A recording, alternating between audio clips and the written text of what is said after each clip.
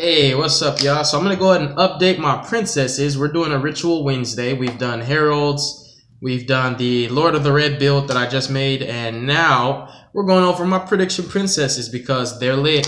So what we have here is a prediction princess Shaddoll Invoked Spellbook deck, which is really, really nice. I like it. It's lit. Combos are amazing. The boards it makes are like tier 0 boards, basically. I mean, Calamities and Windows, like, you can't really do anything. And you get one special, that's it. I think it's a very, very powerful board. So without further ado, hopping into this main deck. We play 3 Territory, the main deck boss monster who makes almost everything live. She's honestly the best monster in this deck. She's way too strong for so many reasons. She recurs everything. She activates your effects. She's just everything you need in one card. It's amazing. You play Pot of Forbidden because she abuses this card so much. He's one of the best combo pieces to use with her because she'll keep summoning him from grave, never ending, and you'll always be able to activate his effect. So the card just never dies. As long as you have Territory, you have Pot, and you have all 4 of his effects, whichever one you want. I use the draw 2 the most, but when I'm playing on my opponent's turn, I like to bounce all spells or destroy all monsters or shuffle 1 card from your hand after looking at your whole hand. Then we play 2 copies of Mr. Crowley, Alistair the Invoker, because we're playing Invoked. And then for the Shaddoll portion, we played 2 Hedgehog, 2 Falco, 2 Beast, 2 Squamata, and 1 Dragon. A very, very standard Shaddoll lineup. I wanted to play 3 of certain cards, but you have to find room. And then 2 copies of Spirit of the Fallen, 1 Core Norma, and 1 Blue Boy. Now to explain the monster lineup. Blue Boy is very, very self-explanatory because you're playing Spellbooks. 1 Core Norma, I just really couldn't find space for more. I still like having access to her being a free search off of Prediction Ritual, and also allowing you to special summon Pot of the Forbidden directly from your deck to your field, which is nice. And then you also have Spirit of the Fallen, which is most of the time used to search for Pot so that you can tribute him for the ritual summon of Territory. And sometimes you'll search for a Shaddoll just so that you can fuse with Shaddoll Fusion. And of course the Shaddolls, they explain themselves. They're so old. If you don't know what Shaddolls do, you're going to have to do something with your life. Alistair I only play at 2 because I could not find room for like 3 of really anything. The only 3 of you play is actually Territory. Like there's no room for 3 of any other monster, and she's the most important anyways. Pot of the Forbidden has 4 broken effects. They all were banned at one point in time. Some are still banned. He is the treat that you get if you really want to play Pot of Greed. If you really want to play like a pseudo giant Trunade, if you want to play like something, I forget what the card is, but you basically look at your opponent's hand, shuffle a card. That's what he does. And then he also has a Raigeki, which that's legal. He's just insane for so many reasons. Territory makes him amazing, and she's just really, really broken. You have to play 3 Territories. I've explained a lot in the past because this is actually Prediction Princess Shaddoll variation number 30. I built this deck 30 different ways, and all the deck profiles are on my channel. You can check them out in the past and see how this deck has progressed and just gotten better and better over time. For the spells, we're playing 2 Las Vegas, 2 of the Hot Sauce, 2 Optimus Prime, 3 Pre-Preps, 3 Allure of Darkness, 2 Spellbook of Secrets, 2 Spellbook of Knowledge. Granted, you can maximize on these because you play so many spellcasters. 2 copies of The Sauce. Then we also play 3 Prediction Ritual, 2 Shaddoll Fusion, 1 Invocation, 1 L, and for the only trap, 1 Core. Now to explain this, I played 2 of each of my field spells simply because I had space to make a certain field spell at 3, but ultimately another one would have been at 1. So I chose playing 2 of each and just playing 2 Optimus Prime to get to them. The reason why I don't play 3 Terraforming is actually because I did not have space. The deck has so many engines incorporated into it, you really don't have a lot of space to play certain cards at 3. So instead, you just play 4 of each of the field spells, which is really, really nice. It's nice to open up with them. Granted, Ritual Sanctuary, you could actually play at 3 because sometimes it's a bit more relevant. But the deck cooperates and functions very, very well, how the engines just splice together and how they all complement each other. It's really, really nice. You always draw into everything you need anyways. You play 3 Allures because it's like so many darks in the deck. It makes a lot of sense. There's also those times when your opponent will chain D Barrier or activate Solemn Warning on your invocation. If you don't have Magical Meltdown, they can warning this. Or they'll, for example, just somehow stop it from being activated, like activating Artifact Lancia. At that point, invocation just goes straight to the grave and you can't resolve it. If you cannot resolve it, it goes straight to the grave. And then that's where Allure of Darkness comes in handy because you can always allure either that turn or next turn by banishing your Alistair.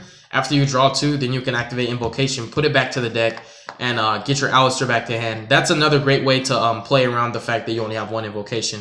The 3 pre-preps, you're playing rituals and you're playing Terra Trade. You gotta see her in her ritual. The 2 secrets and the 2 knowledge. You can play 3 knowledge because, like I said, so many spellcasters, but it's a lot of engines. It's a lot of cards that you could play at 3 that you really want to, but ultimately you have to have the deck at a certain card number. You can't go over that. So like you could play 3 of this, you could play 3 desires, you could play 3 sanctuary, 3 meltdowns, 3 terraformance. You can play 3 of every Shaddoll. You can play 3 Alistairs. There's so many cards you could play at 3, but in order for the deck to be as consistent as possible, I had to make a lot of sacrifices. So you just play 2 and 2. You play the 2 desires because you never want to see multiples. Not in this deck. It's a lot of funny games like where I'll go secrets, knowledge, draw desires, and then desires into pre-prep, and I'll resolve all 3 of my +1s and then activate a lore and keep drawing. The deck is very, very consistent and allows you to dig for a lot of your resources. Even when you activate knowledge on, for example, your Skomata or your Hedgehog, you'll basically get to draw 2 and then search or draw again because their effects trigger, because Spellbook of Knowledge is not a cost. So if you send Skomata off of Knowledge, you get Skomata's effect as well. So the Shaddolls complement the Spellbook engine very, very nicely. The 3 Prediction Ritual, this ritual spell has to be at 3. Pre-prepping for this and adding Terra Trade from grave to hand is very relevant. It's a very, very nice spell, and you can always search it off of your Ritual Sanctuary. You can pitch it off of Ritual Sanctuary. It's just a really, really nice spell. You need to see it, because if you see this, that's 1 less piece you need to make your Terra Trade, and she's arguably the best card in the main deck. You play 2 Shaddoll Fusion and not 3 because you had to make space for a lot of cards. Look at these cards that I could be playing. Like, I have all the cards I need. I just had to cut certain cards to make the deck work. The 1 invocation, because honestly, I've been playing 1 for the longest. I could get another one, but I just don't. El Shaddol's at 2, but the space is so tight in the main deck that you can't really afford to play 2. You play the 1 core as an extension to make calamities, and it's always nice to send this off of Skomata to fetch a fusion back if you couldn't get it back. So it's really, really nice. It has dual utility.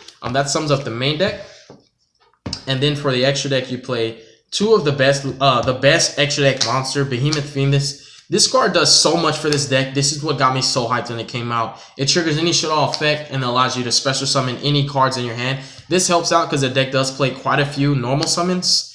And something I actually forgot to mention is Terra Trade can book Alistair or Blue Boy and just reuse their effects again. So that's something, food for thought.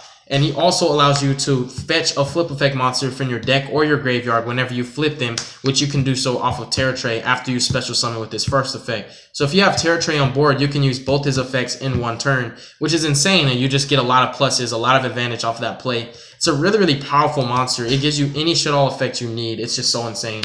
Then you play 2 copies of Chlamydia and 1 Baguska for your XYZs. Chlamydia is so easy to make in this deck. You play so many level 9s, Terra Trade, Pilot Forbidden, and you also play Mechaba. Speaking of that, this is the Invoked fusions. I just played 4 of them. These are the ones that are able to make so easily with the cards that you main deck. You don't really care about using your opponent's grave as a resource so much. So I just wanted to play the ones that I knew would always come up. You play winds, you play lights, and you play darks. Yeah, you play the 1 Blue Boy, you can play that, but extra deck is really tight. So these are the Invoked fusions I play. Then you play 3 Winda. You can make it off of Shaddoll Fusion, L, or actually Invocation.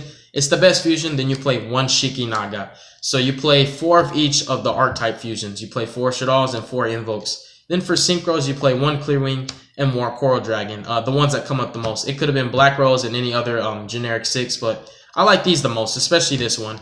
He just protects your monsters, especially when you have like a really strong board that you're trying to protect.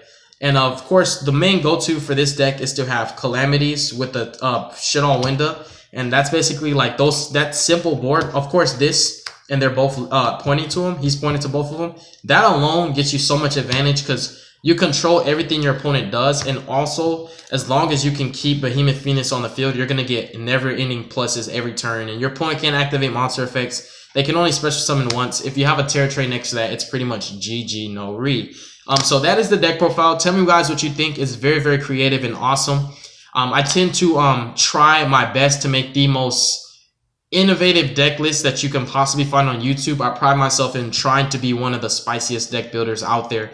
And I'm working there. I'm trying to get there, man. My ultimate goal is not only to have my team and this channel to be the best on YouTube, but I want to be the best deck builder out there. My category and niche is basically going to be in deck profiles. It's what I do the best. Yeah, I can do a lot of other stuff. I do have a lot of card knowledge, but I feel that what I do best is make really, really crazy and amazing decks. But thank you guys so much for watching this video. Y'all make good choices, be safe, and don't hurt your brain cells. I'm out.